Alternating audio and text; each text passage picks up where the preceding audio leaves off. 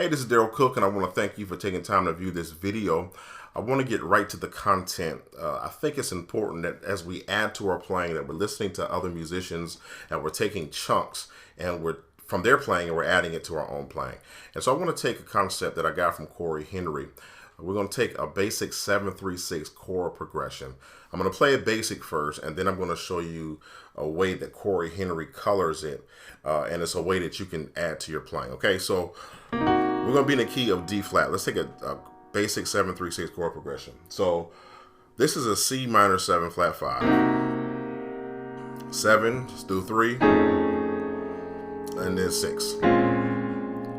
Now what I want to pay attention to for right now is this minor 7 flat 5 chord.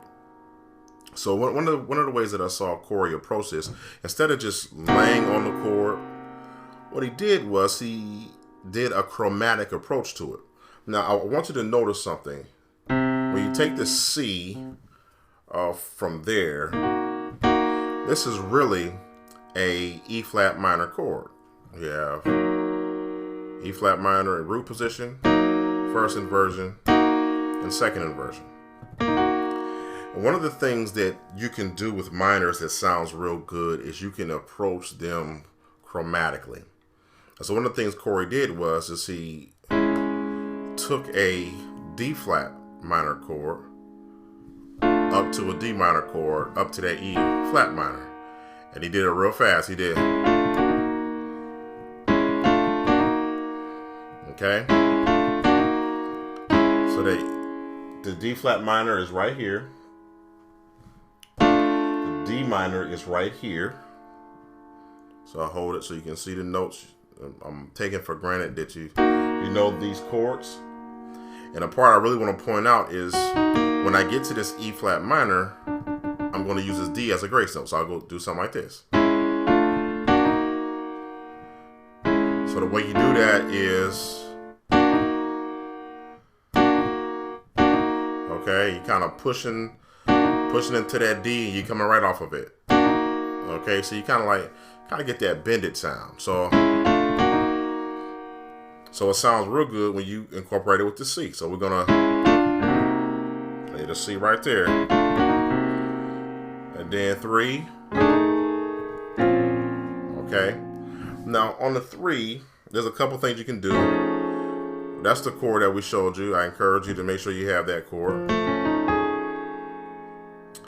Another way to approach this is to go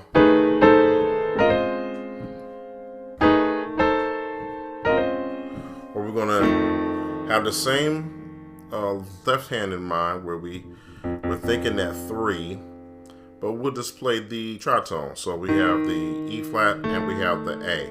Now you don't have to reach for that F if you don't want to. You can just play it rootless. So you can go.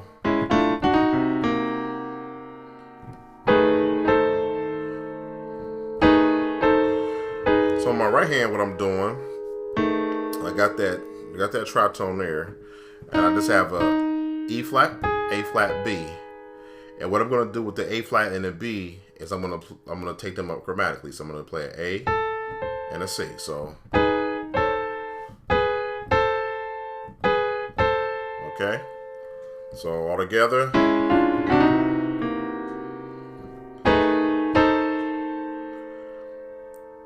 And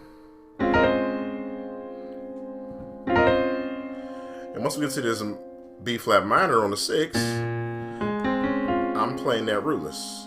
So I have the B flat minor, but that's my left hand chord. And on my right hand chord, I'm playing the B flat. And I'm using it as a grace note to get to the C and the E flat. And what I can do is I could lower that to a B flat and a D flat. I could go do something like that.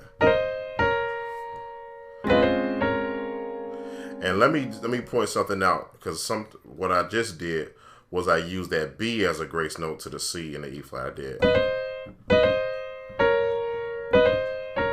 want to make sure you get all that. So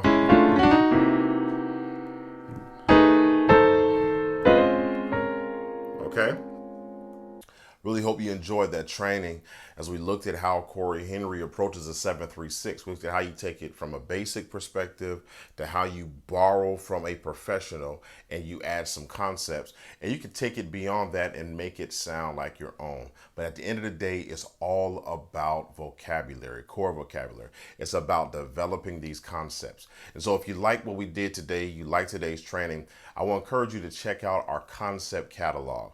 We've covered about 25 to maybe 30 concepts in the catalog, and these concepts go over 4 sections. The first section, we're going to talk about how to add color to your chords. So you're not just laying on chords, but you're adding those little nuanced grace notes that give you that flair and give you that sound that you hear other pros executing.